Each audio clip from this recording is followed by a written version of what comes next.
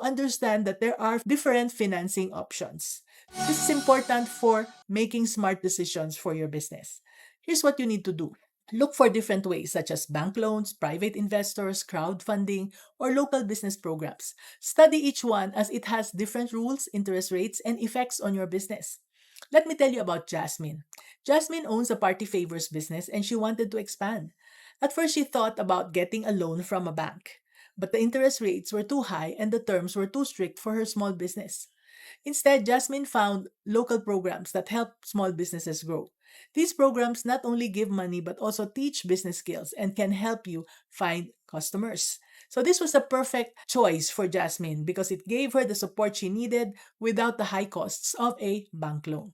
It's all about finding what works best for your business goals and what will keep your finances in good shape. You just need to tap your resourcefulness.